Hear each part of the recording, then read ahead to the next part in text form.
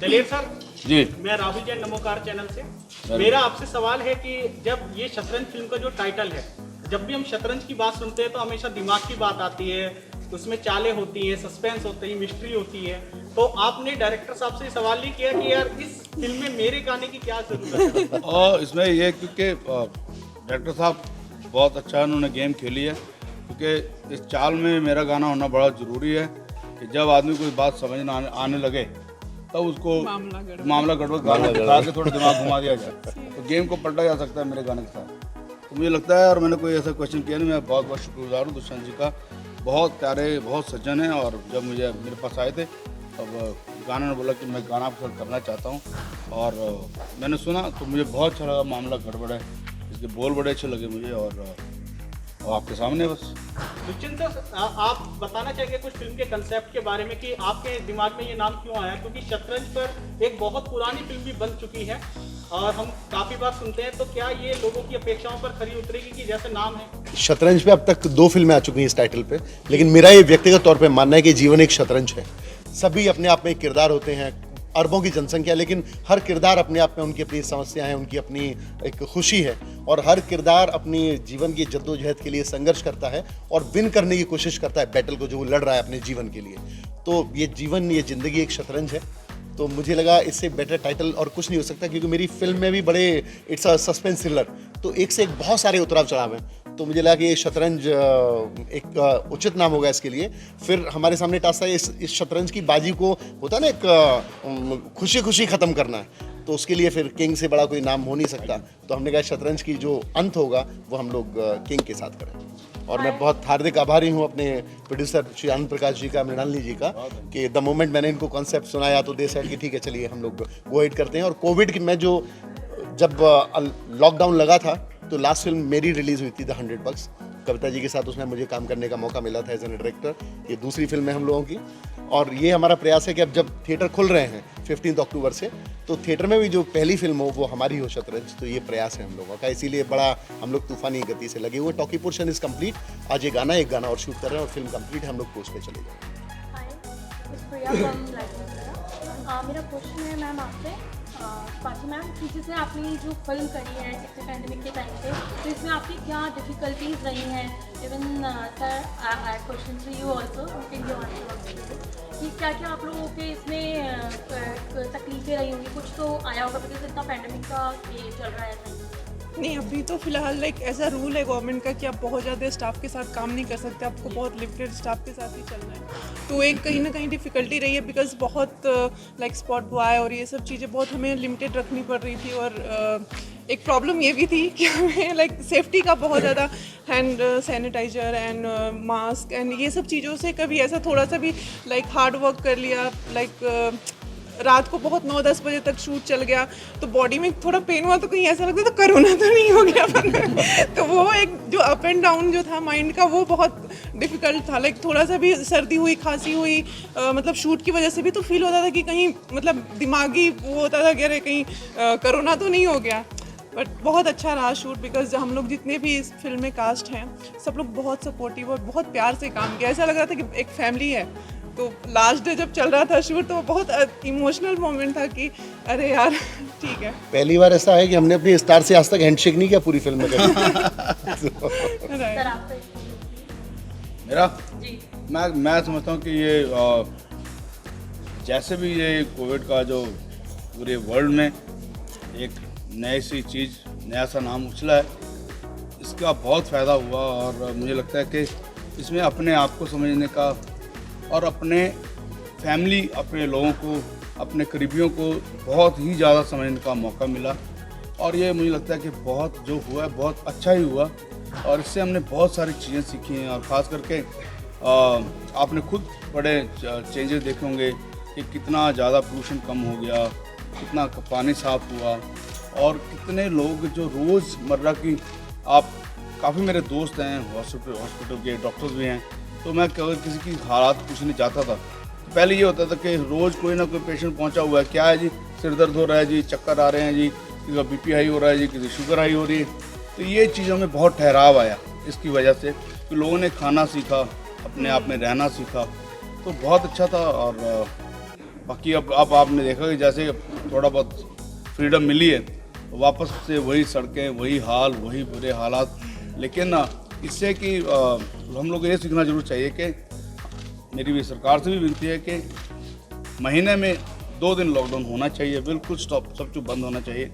और बाकी बहुत अच्छा रहा। और ये भी रहा कि अब शूटिंग में आना था तो कोविड टेस्ट करा के आए हैं, क्योंकि खुद अपना पहले पूरी यूनिट हमारी इंश्योर्ड है, तो ये बहुत अच्छी बात है आप जो शूट करते हैं। और बहुत कुछ सीखने को मिला इसमें। और मुझे लगता है कि इसमें मनोबल आपका और स्ट्रांग होना रहा। लेकिन जैसे हमारी आदत थी कि 8-8, 10-10, 9-9 लोग मेरे साथ रहते थे, तो ये पूरे जो 4-5 महीने तो मैं, मेरी बेटी, मेरी वाइफ और बस 2-3 लोग, तो ज़्यादा लोग नहीं थे। तो अच्छा रहा, अपने आप को जानने का मौका अच्छा रहा। दुष्यंत साहब, एक सवाल आपसे कि जहाँ पर आप हैं इस समय मौजूद, ये फिल्म सिटी के नाम से जाना जाता है, और अब यहाँ पे हालांकि जो शूटिंगें हुआ करती थी दिल्ली एनसीआर के अंदर, वो तकरीबन बंद होती जा रही हैं। यूपी सरकार ने फिल्म सिटी बनाई है, उसको लेकर क्या कहेंगे? जो कि हमारे बिल्कुल जेवर एयरपोर्ट के पास एक काफ़ी बड़े उसके अंदर बन रहे हैं। मुझे देखिए, ये तो एक खुशी की बात है जब आपको पता लगता है कि आप ऐसे क्षेत्र में काम कर रहे हैं जिसको लेकर सरकार बहुत गंभीर है। लेकिन इसकी तारीफ करने से पहले मैं आपको एक सबसे बड़े दुख और मैं चाहता हूँ कि एक बड़े उसकी बात बताऊँगा, लज्जा की, कि एंटरटेनमेंट इंडस्ट्री भारत सरकार को सबसे ज़्यादा रेवेन्यू देती है। एंटरटेनमेंट इंडस्ट्री इंक्लूडिंग आप भी उसमें शामिल होते हैं, और अभी तक हम लोग एक अनऑर्गेनाइज सेक्टर हैं, हमें कोई भी सुविधा गवर्नमेंट की तरफ से नहीं है। तो फिल्म सिटी बनना अच्छी बात है, फिल्म सिटी सभी जगह पे है, साउथ में है, इधर ऑलरेडी भोजपुरी इंडस्ट्री है, नोएडा भी है, इसको भी एक्सपेंशन ही हो रहा है एक तरह से देखा जाए तो। लेकिन उसके साथ मेरी एक गवर्नमेंट से गुजारिश है, मैंने बहुत मीडिया में भी कई बार हम लोगों ने बोला है कि एटलीस्ट कोई एक ऐसा वे तैयार करें जो एंटरटेनमेंट इंडस्ट्री है, जो न्यूज़ इंडस्ट्री है, इसको कोई गवर्नमेंट रिकॉग्नाइजेशन मिले। कोई ऐसा आपके पास, अब मैं suppose I am a film director, तो मैं डायरेक्टर हूँ, उसको मैं साबित कैसे करूँ? सज्जन लीला भंसाली तो लोग पहचान जाएंगे, सुभाष की, लेकिन दुष्यंत प्रताप सिंह को कौन पहचानेगा?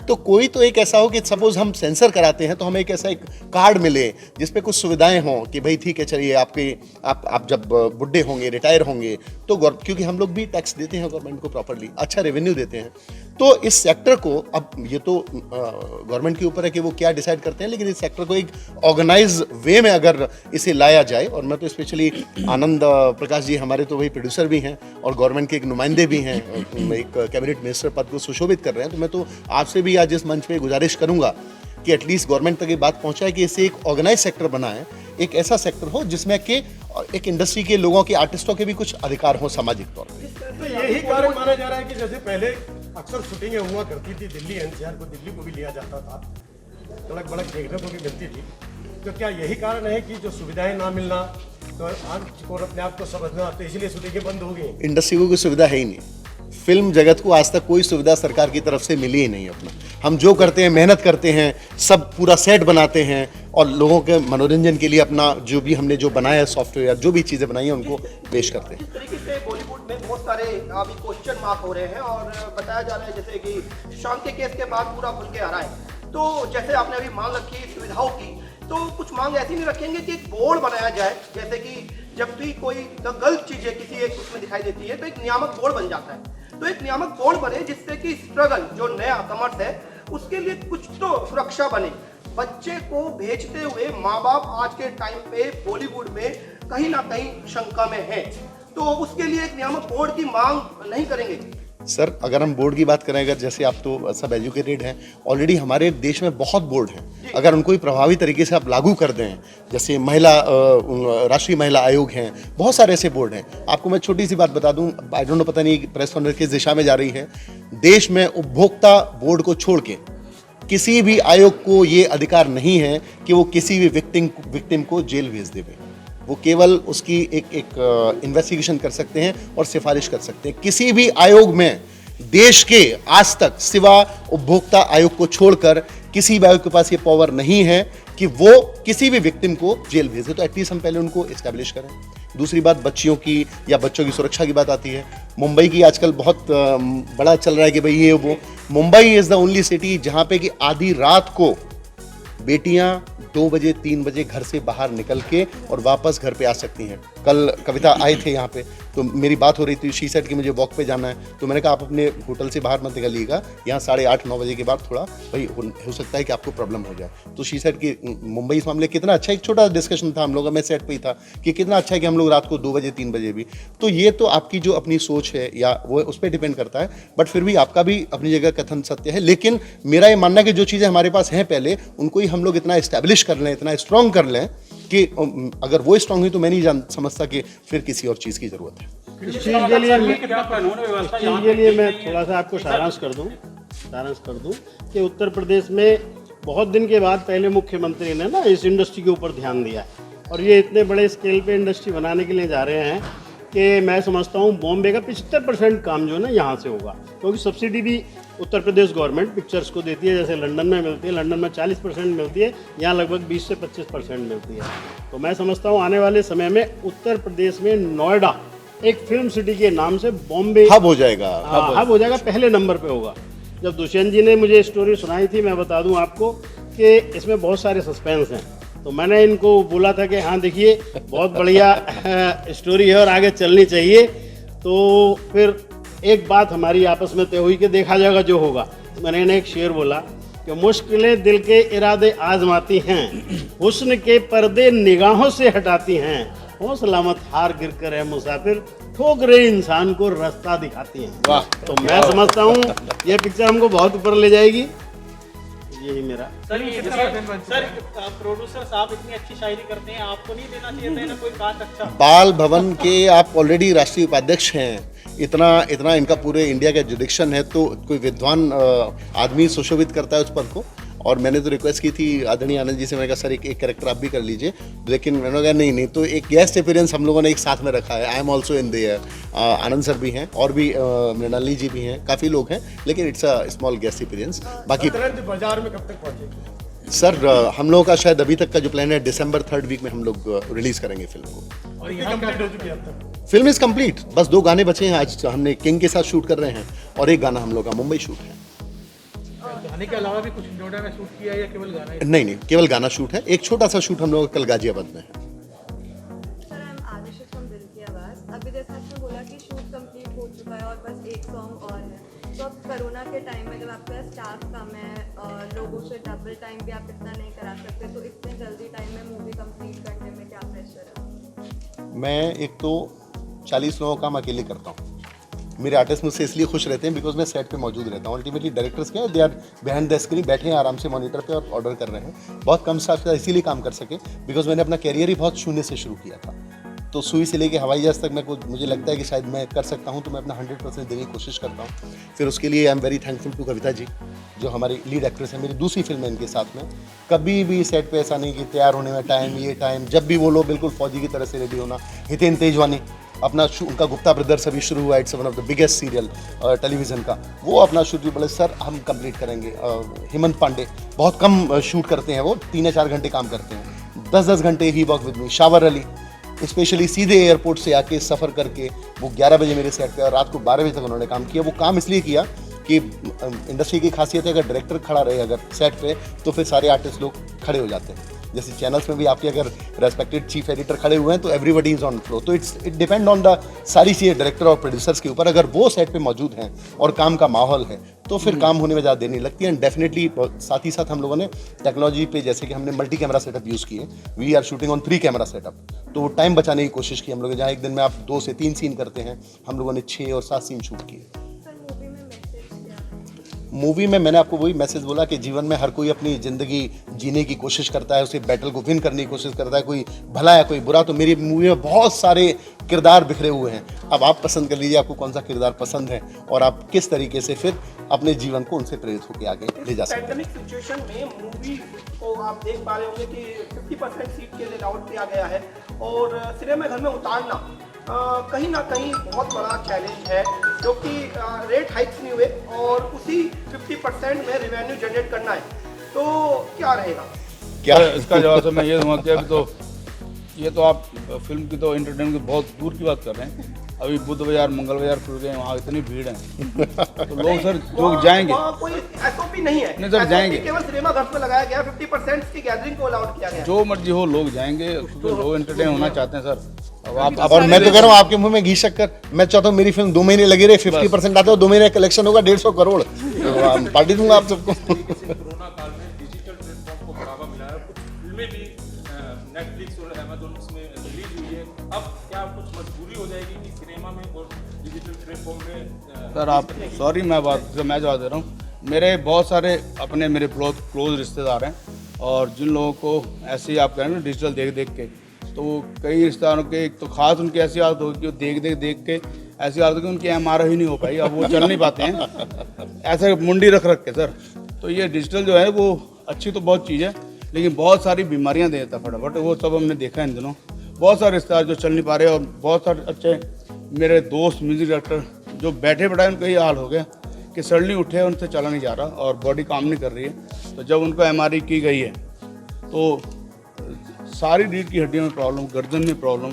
तो ये तो डिजिटल तो अच्छा है कि बहुत अच्छा है, लेकिन ये बीमारियों से करता है बहुत ज़्यादा। तो मुझे लगता है कि सिनेमा हॉल की तरफ ध्यान दिया जाए। सर आज नवरात्रि का पहला दिन है, आप क्या मैसेज देना चाहेंगे जनता को? मामला गड़बड़ है, मामला गड़बड़ है, अरे उलझी फिरती दुनिया सारी बिना गल बिना बात के। ये बहुत मामला गड़बड़ है और मस्ती वाला है, और बहुत अच्छे तरीके से माहौल है, तो एंजॉय कीजिए। और मैं चाहता हूँ कि आपने बहुत कीमती वक्त दिया है, और मैं चाहूँगा सर कोरोना में आप आए, मैं हृदय से एक आपको बात पता है फिर कि आप सबका- कोरोना टाइम है और हमको शूट भी जल्दी खत्म करना है।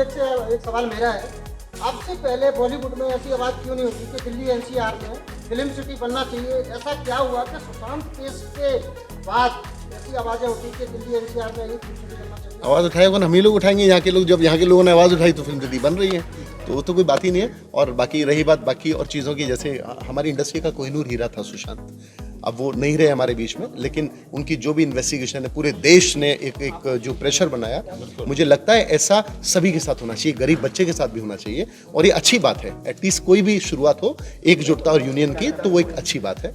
और मेरी पूरी संवेदना उनके परिवार के साथ, हम लोग खुद चाहते हैं कि उनको जस्टिस मिले, उनको शांति। क्या सर आपको लगता है कि उनको सुशांत जी को जस्टिस मिलेगा?